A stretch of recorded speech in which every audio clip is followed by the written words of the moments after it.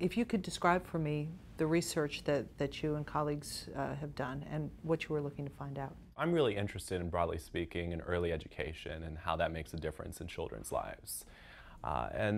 There is this notion that exists among parents, especially, that preschool, missing preschool isn't as important. Children are playing on a daily basis, so they're not actively learning. So missing school at ages 3 or 4 might not be as important as, say, for example, missing time from class between K through 12.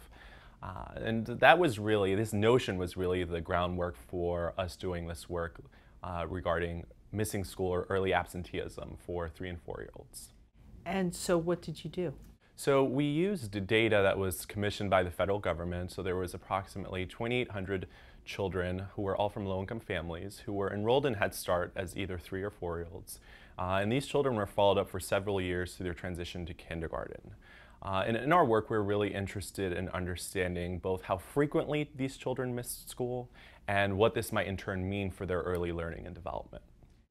Did you look at each year, the same kids at certain points? Can you tell me a little bit about Sure. how you measure? The work we've done so far, we really focused on that initial year. So children's first year in Head Start, what missing school within those 9 months meant for their early learning. What did you find? Did you measure a certain number of days that they were absent? What we measured was the frequency children were absent and how frequently they were chronically absent, meaning how many children missed 10% or more of the year. And what we found was that children missed an average of roughly 8 days over the course of a school year, and approximately 12% of children were chronically absent. And I know at first glance, thinking that children miss 8 days doesn't seem like a lot, but when we think about it, Head Start every year serves approximately 1 million children. So when we think about the instructional days lost, we're talking about roughly 8 million days lost per year. So it does quickly add up. That 10% benchmark, is that what researchers consider chronically absent? Yeah, so that's what researchers consider to be chronically absent. So that translates to roughly missing 18 days. And in our sample, or in our study, these children missed an average of 22 days, which is considerably more than the overall average of 8 days. From your research, Arya, when these students miss that much school, were you able to tell how far behind they were starting kindergarten? And can you tell me a little bit about that? What we saw was that children who were absent, and especially those children who were chronically absent, what we saw was that they were doing less well at the end of preschool in areas of mathematics and literacy. And to put it in practical terms, these children who missed 10% or more of the year, their lost opportunities amounted to 2 to 3 months. Which, when you think about it, a school year is roughly 9 months, so roughly a third of that time is lost for these children. And during these early years, children are often learning how to count to 20, 30, 40. They're learning how to identify the letters in the alphabet. And so these are really the foundational skills necessary for future school success. So these lost opportunities are going to have long-term ramifications for their educational careers. What message does this send to both parents and policymakers from what you found? What these findings suggest is that missing school, even at ages 3 and 4, it really does matter. A day here, a day there, it adds up. And it has meaningful implications for how children are going to start their educational careers in kindergarten.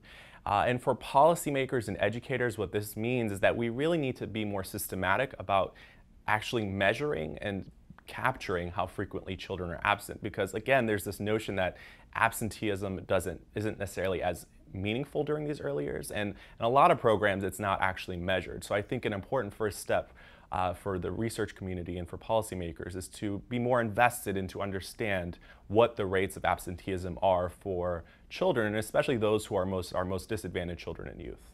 Do most of these programs actually take attendance, or was that a challenge for you as well? So that was a challenge for us because we didn't have actual administrative records. A lot of programs that are connected through the K through 12 education, so public school pre-K programs often do because they're housed in the school system, but a lot of other programs do not. So it's a challenge, and in the work we do, school absences are rarely tracked.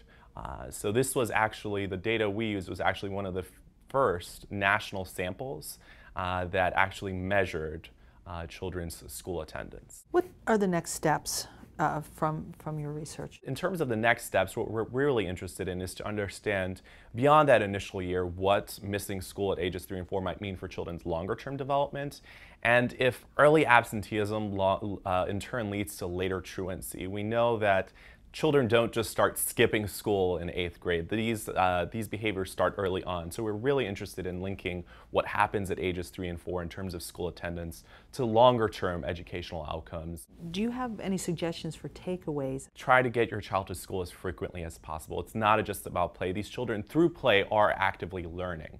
But I do recognize that there's sometimes it's out of parents' hands. There might be car issues, there might be, children might be sick.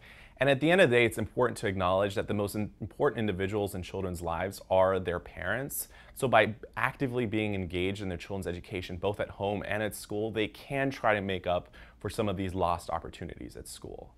So I think that's the other important takeaway from this work. What can parents do if their child is missing a lot of school in these pre-K? Sure, I think, reading to children, practicing, playing counting games, very basic things that children are doing in school, I think prior research has shown that these behaviors matter. So it's those types of investments that parents can be making at home on a day-to-day basis that can try to make up for some of these lost opportunities. If you could give me a little bit about your education. I got my PhD from the University of Texas at Austin. And my expertise is in child development and early childhood education. So for me, I'm really interested in understanding what we can do from a policy perspective to really prepare our most disadvantaged children in America for school. Where was your undergraduate work? So I did my undergraduate at George Mason University, and that was in psychology.